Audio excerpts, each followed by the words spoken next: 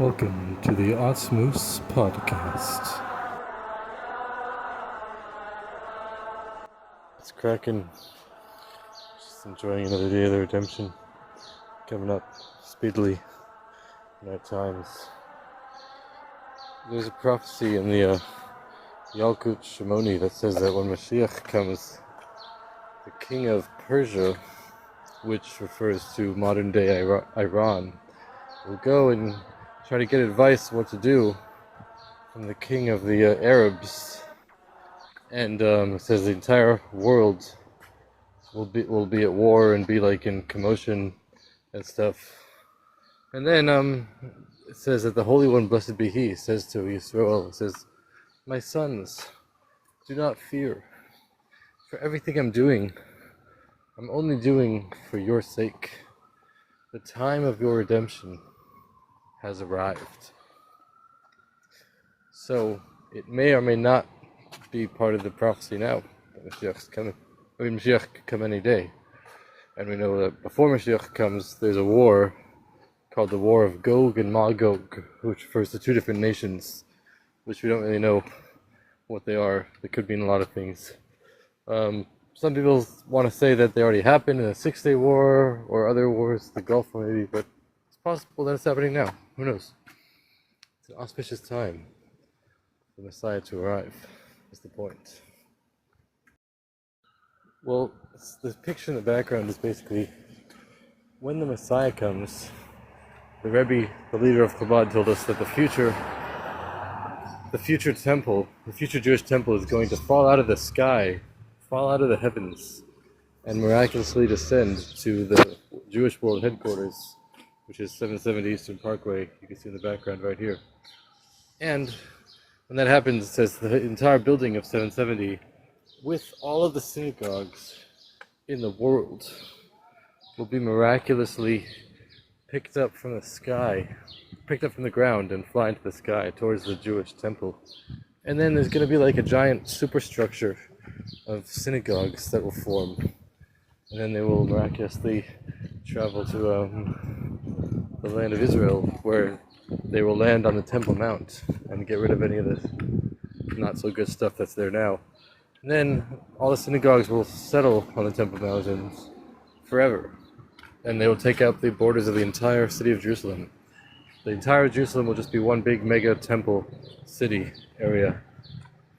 And then that's going to be the future temple. The future temple is going to be connected to 770 Eastern Parkway, as well as all the other synagogues. And yeah, this is like the moment of redemption, is what you see.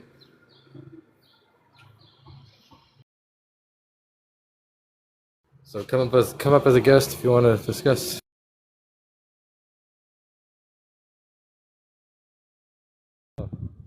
Yo, welcome back.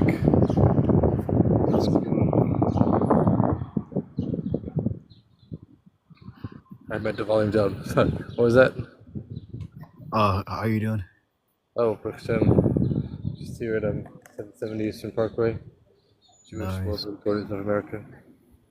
Chilling. Amazing. So yeah.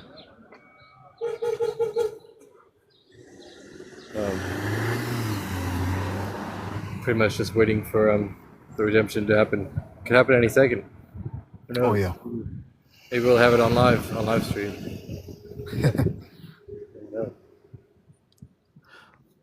Well, what's your thoughts on Bilam or Balaam? Balaam or Bilam? Bilam. Oh yeah. Bilam says in the Torah was it's coming up in the Torah actually, in the current parsha that we're reading. We're almost getting to him. It says he was a non-Jewish prophet, basically, who wanted to curse the Jewish people to try to get rid of them. Because it says this was in the Torah, the Jewish people were in the desert and they were in the process of entering the land of Israel. And like at the border of Israel, on the eastern side of the Jordan River, there used to be this big kingdom called the kingdom of Sichon, which was a really strong king. And he was like such a strong king. And Sichon and Og, there were two different kings. Og was considered like a giant. He was like really big guy. And this other guy named Sichon. And they were basically their job was to like guard the land of Israel from foreign invaders. So, I mean, when the Jewish people came to fulfill the promise of the Creator to take the land, then it's like, oh, our entire job is to try to fight them. So basically, these two kings tried to fight the Jews, but then a bunch of miracles happened, and the Jewish people completely beat them, absolutely, and they conquered the land of Sichon and Og, which was on the east side of the Jordan River. I guess it would be modern-day Jordan, I think. So basically, after that happened, the Midianites were a different nation that were nearby, and they were worried that the Jews would also try to conquer them next, even though the Jews had no plan to do so, because it wasn't really part of the agenda to conquer Israel, but they were afraid maybe they would. So because of that, it says there's the king of Midian named Balak. He knew that the Jewish people couldn't be defeated through physical force, so he tried to defeat them through spiritual force, and he contacted this non-Jewish prophet named Bilam, who basically claimed to have, I mean, he was a prophet, but he claimed to be able to curse the Jewish people to try to get the Creator to become mad at them, and then when that happened, then they planned on trying to conquer the Jewish people afterwards when that happened. And at first, Bilam said he didn't want to do it, but then really he did want to do it after like they offered him a lot of money to do it. So then basically, there's a whole story in the Torah how like the Creator he was like talking to the Creator told him like, yeah, don't actually do it because there's no point because they're already blessed and there's nothing you could do to really change it for the other. The Bilam's like, oh no, I really want to go anyway. Like he had to curse them like at a very specific place and time. So basically Bilam, even though the Creator told him not to, but Bilam just said, okay, I'm going to go anyway. Then he went with like these messengers from the king of Midian that the Balak sent to him. And then he was walking with these messengers on a donkey to go to meet the king called Balak to do the cursing ceremony. And then there's a whole story of the Torah. It says like he was riding on this donkey, and then on the way, on the road, the donkey got like really scared for some reason, and he didn't know why. And then all of a sudden the donkey started like going off the path. And then there was like 3 times where he was walking on this narrow path. There was like nowhere else to go. Like there's like fences on both sides. Then all of a sudden the donkey just started like hitting the walls, like going crazy because it didn't want to keep going. And then eventually Bilam started like hitting the donkey, saying like, what are you stopping? Let's keep going. We gotta go curse the Jews. And the donkey, it was a miracle that the donkey actually talked to Bilam, saying, hey, why are you hitting me these 3 times? Which in the deeper meaning was also referring to the merit that the Jewish people had to go offer this for the 3 the word times in Hebrew is regalim. I mean, one of the words for times is regalim, which could also mean like feet or a pilgrimage, and it refers to the Jewish people 3 times a year. They go to the temple, they take like the journey to the temple to offer the sacrifices, even though the temple wasn't built yet. But in the merit of the Jewish people offering these sacrifices 3 times a year, like how could you even like curse such a people like this? And then he was basically arguing with the donkey back and forth about like why the donkey's stopping, and the donkey's like, yeah, why wouldn't you trust me? If I'm stopping for a good reason, probably. Maybe you shouldn't go cursing the Jewish people. And then eventually Hashem showed Bilam that there was actually an angel standing in the middle of the road with a sword that was ready to kill Bilam for going, because he didn't want him to curse the Jewish people. And the donkey stopped him, and then Bilam like was all, he agreed that the donkey was right, and then basically even though he saw the angel there and he realized that the donkey saved lives, but he said, oh, I still want to go anyway. And because he still wanted to go, I mean, the Creator allows for free choice, so he just let him go. And then basically it was a whole miracle where he finally meets the king of Balak to try to do the cursing, and then there's a whole story in the Torah that says that he tried to curse the Jewish people, but Hashem like physically prevented him from saying the curses, and Hashem like literally like controlled the words that were coming out of his mouth. Like it said, like someone leads an ant, just like he was like leading the donkey with like a bit in the donkey's mouth. Like the Creator was like leading him and like forcing him to say blessings instead of curses. Like Bilam actually wanted to say curses, but he physically was not able to do so was like a miracle. And he ended up saying blessings. But then the main part is not, he didn't just say blessings, but he ended up saying the prophecies of the Messiah, which is the only time in the 5 books of Moses where the Messiah is openly, explicitly mentioned, even though it's mentioned a lot later, but saying this prophecy of the non-Jew who was trying to curse the Jews, but it came through the Creator forcing him to say other stuff. That's where the prophecy of Mashiach comes. And that's the long story short, or short story long. Basically. So yeah. Was that in the Book of Numbers? That is in the Book of Numbers. In the middle of the Book of Numbers, coming up. The Jewish people are about to read it in about 3 weeks or so. Nice. Yeah. Oh, there's another guest requesting. I didn't realize the time. Is that? You have any other follow-up questions before we bring up the other guest? Nah. Nice to see if he says anything. Yo, I didn't realize you were requesting. Sorry. What's up? See ya. Hi. Yo, what's up? Just chilling. Just chilling. That's what they say. Hey, I have a question. Are you Jewish? Yeah. Baruch Hashem. That's what they say. Do you believe like anyone who is not Jewish is going to go to hell? Nope. Ah, okay. That's a Greek Interesting. paganism idea. Oh, is that bollocks? No, it's just that some people like adopted that Greek paganism and then they added it to Christianity and Islam. Ah, okay. So do you believe that if you believe in God, you'll go to heaven? Yeah, well, not just belief, but that's one of the things. There's 7 universal laws of morality that all humans are expected to keep from the Creator, and that's that's like the bare minimum basics. It's called the 7 laws of Noah because they were commanded to Noah, and then they were later commanded to Moses again because people forgot about them a little bit. But yeah, they're commanded to Noah, then they're commanded to Moses, and there's just like people think there's 10 commandments they have to keep. There's really 7 base universal commandments. There's a lot written about them online and stuff. But yeah, that's like the basics. So 3 of them aren't like that. What are the 3 that were like not as good as the other ones? Oh, technically, well, the Sabbath day, non-Jews do not have to do anything about the Sabbath. There's no requirement of Sabbath for non-Jews. Ah, okay. And Is that because Jesus abolished it, or? nope, it never applied to them in the first place. We do not believe in Joshua. We believe he existed, but we don't believe he was a legitimate authoritative figure, basically. Ah, okay. Yeah, the Sabbath only applied to the Jews originally. It didn't have. I mean, there's no reason for anyone else to keep it really. So why doesn't it apply to Jews anymore? It does apply to Jews. Oh, it does. Okay. Jews have been keeping it. Yeah, the Jewish people have been keeping the Sabbath continually for at least 3,337 years since they were commanded to. Every week, basically.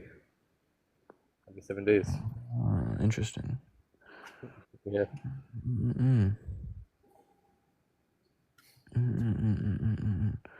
So Christians aren't heretics, or they are?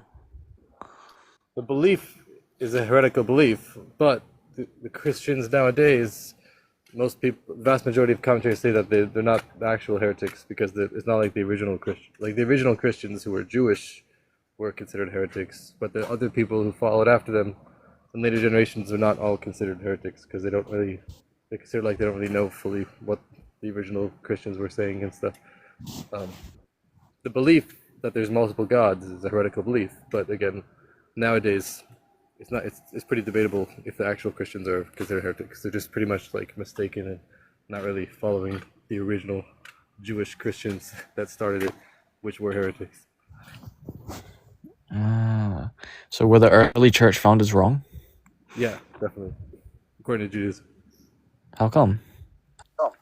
How come? A lot of reasons. I mean, in Sanhedrin, which is the Talmud, page 43a, it says it just like briefly mentions Joshua. And it said, oh, he was inciting people to worship idols. He was trying to like get people to worship false gods, false deities, which I think it was saying includes himself, just other things, other deities besides the Creator. And because of that, the Jewish court decided that he should be executed.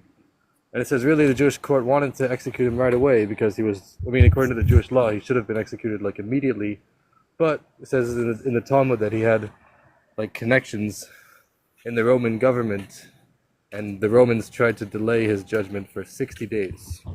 And then eventually, for whatever reason, the Jewish people ended up giving him over to the Romans, and then the Romans finished the judgment. But the actual judgment itself was carried out by the Jewish court. Okay. Interesting. Yeah. So what was the judgment? Well, that he was telling people to worship idols is what it says in the Talmud. Oh, but like, when he got judged by the Romans, what was that judgment? Oh, by the Roman law? I don't know how it worked in the Roman law, but I just know about the Jewish law. And somehow that related, I don't know exactly what the Romans were thinking, but I mean, I do know what the rabbis were thinking, and somehow they negotiated with the Romans to do it. I don't know exactly how that happened. I'll look in the commentaries or something. Okay. Hello. What's up, false flag? How are you?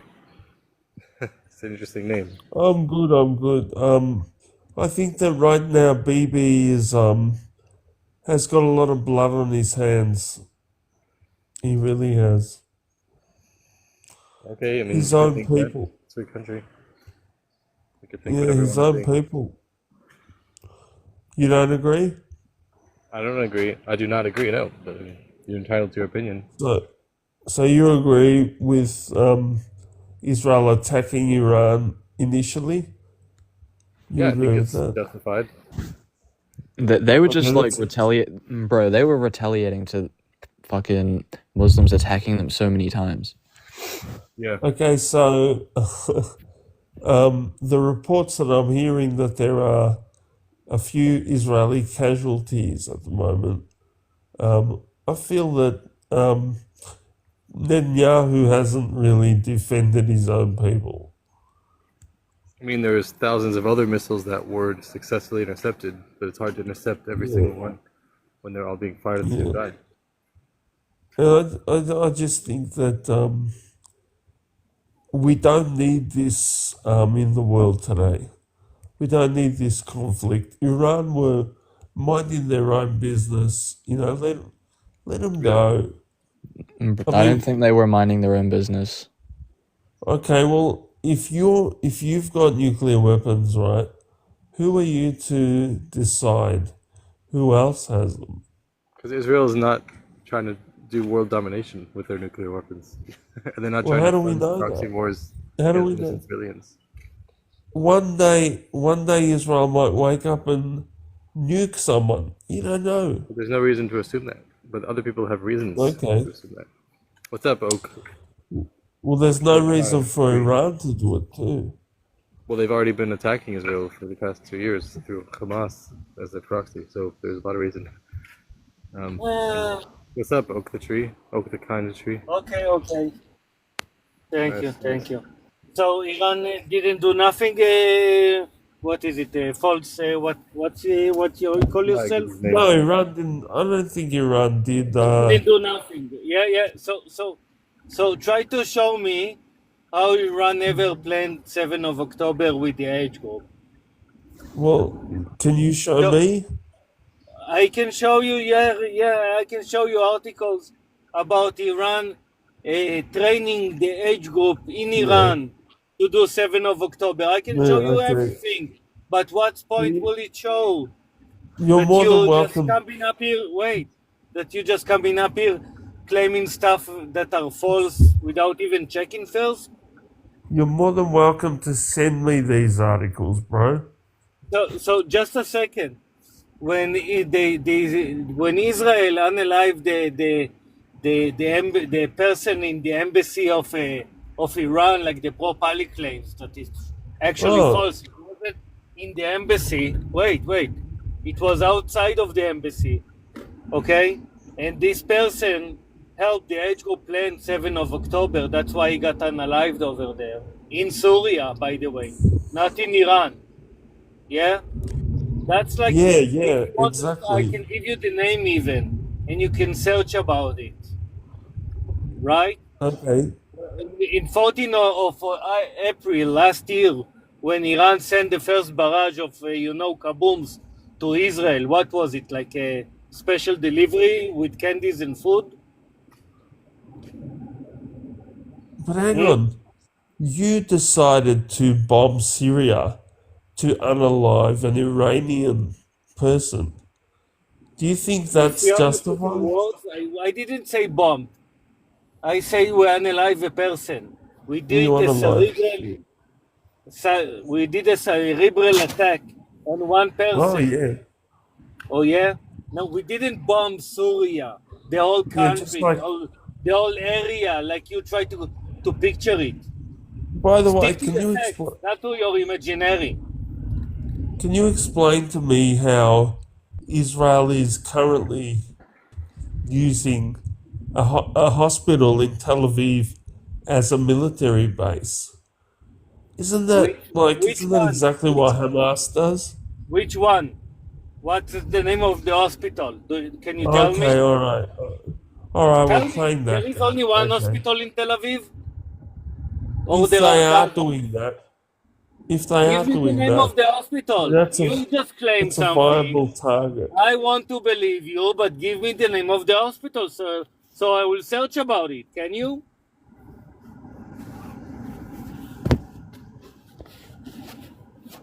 I'm sorry, man. I'm sorry. I'm sorry too. You're claiming stuff. All I can say is Israel. And that gives you nothing. Just show how much you hate the people that live on that land, that are all the religion, most of the population of the world. We have like a, couple of from each and every country in the world. And you say all of them. Good for you. Again, you claim stuff without showing the proof, and you thinking it's like a gotcha moment. So no, the IDF is not using any hospital anywhere in Israel as a base. They're using the hospital to take care of the soldiers that got injured. That's correct.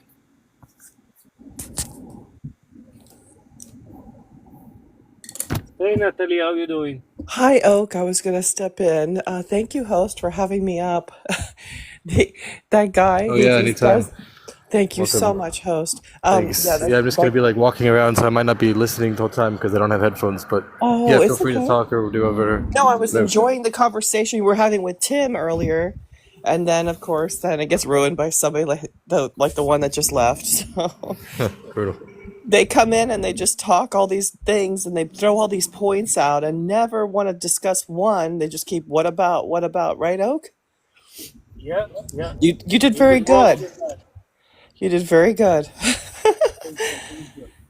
Yeah, I was sleeping and dreaming about debating them on TikTok all night. So yeah, I came prepared. No, I'm joking. Isn't that sad that we have to dream about having to debate these silly people? No, I'm joking. I will never dream about such a thing. I will wake up like a nightmare if it will happen to me. Yeah. But it's like I heard him speak a lot of time, and the same thing. He doesn't have any proof. He claims stuff, and he think maybe some of it will stick, and we will show him like any source of it with the hospital and such a Yeah. BS. I know. Yeah. But I don't think we have. I don't remember that we have even one military hospital around Israel. It's all of them for the civilians and the soldiers that get injured go to those hospitals. They're not used as a base. Yeah. I love the cool AI picture you have up here because you have the temple, right? But then you have this. Can you explain to me what you made here with this temple? Like the metaphor with the building or what looks like a old English kind of house or yeah, something like I that. think it's supposed to be like the mosque that there is now, the Al-Aqsa Mosque. And when the Uh-huh. first temple will come from the sky, it will come directly on the mosque. I don't see any crosses. No, I don't see any crosses. No, I see the temple above, right? Yeah. but the below it looks like an English home, like an English Yeah, yeah, house. I agree It with you. doesn't. It looks like something like that, but I Yeah. think this is what he tried to do with the picture. It's Oh, like that okay. the third temple will go on the Al-Aqsa mosque that there is now, on the Okay, location so that it, was it the building kind of reminds me of an old like English castle or house. And I thought, oh, yeah. Oh, maybe it's a you talking about metaphor this for building in the your background home. here? Yeah, because for me, when I look at it, I think of it being a metaphor of like your home being ripped out from you, right? Your temple being your temple. But you tell Yeah, it's me. actually I this don't know. building right here. It's the Chabad World Headquarters, which Oh, basically yeah, I'm trying to walk up to it in a second. But you can almost see it in the oh, background wow. as we walk in front of it. Okay. But yeah, the Lubavitcher Rebbe, who was the leader of Chabad, said in 1991 this pretty intense talk that talked about the Jewish temple in the future coming down from the heavens. That it talks about in the Talmud, like in the Jewish prophecies of the Talmud, says that when Mashiach comes, the future temple is going to descend from the heavens to the Temple Mount in Jerusalem, and that's where it's going to like Oh, be established forever. It's going to like fall out of the heavens, according I to got some it. people. I And he love said that that. because the Jewish people are exiled in the meantime to different places in exile, and specifically now we're exiled to Brooklyn, New York. It's like the main place, the main headquarters of the Jewish people in exile. So when the temple comes down from the heavens, it's going to come down first to the place that it was during the exile. So basically, he said that the Jewish temple when Mashiach comes is going to first just come from the sky here, and then the whole building is going to be lifted up, and then all the synagogues in the world, it says in the Talmud, are going to be lifted up and go to Israel. So yeah, this is it right here. I love it. Okay. Wow, that is so cool. Like a early 1900s like Gothic style building that Chabad Chassidim bought in 1940 or 1930s, 1940. I love old buildings. I actually own a pretty old house, but probably not as old as that. Mine's like 130 years old, but that is really cool. Yeah, this is probably around 130 years old, Oh, how approximately. funny. So my house is almost as old, or is as old, I mean. How cool. I'm not sure the exact time it was built, but around that time, around then. It's So, yeah, beautiful. I love the windows, the brickwork, all of that. Look at that. That's just lovely. I love old yeah, buildings. They yeah. cost a lot though to keep up. I'll have to say that. Yeah, it's in the 70s. This is like the Chabad World Headquarters where people hang out every day. There's like people pray here, like even from dawn to dusk, and even all night. People hang out here. Yeah, it's open 24/7. That's So it's beautiful. cool. People come from Israel to like learn here in the Jewish school just to be here.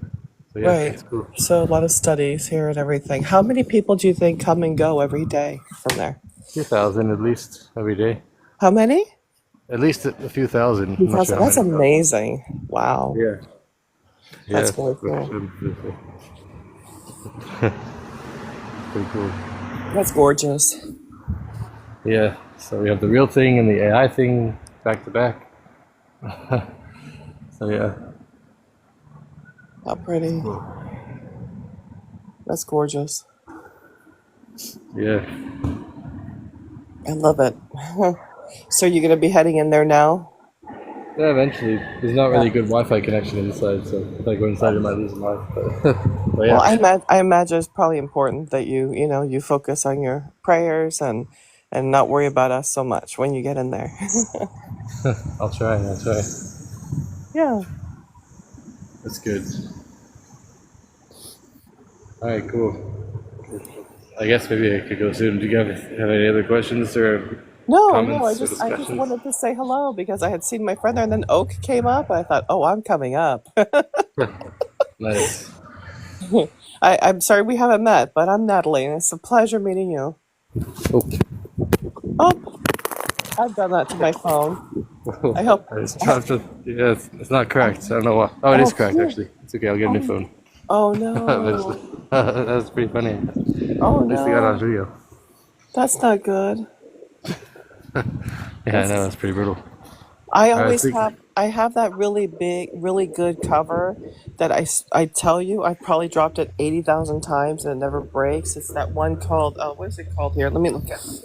It's the best cover you'll ever have, and it's What's it called? Otterbox. That's Otterbox. cool. I used to have that a long time ago, but then I figured, yeah, I'm not gonna drop my phone. Why do I need a cover? I just Oh dropped it now.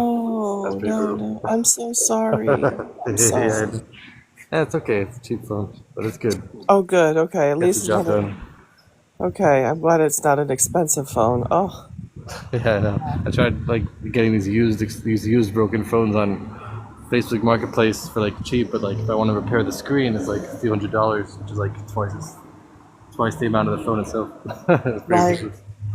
Wow, yeah, that's crazy. Yeah, I probably spent $100+ just replacing a screen before, so I Yeah, they know. usually like $200 each charge. It's crazy. Ouch, What's ouch. up, Tim Y?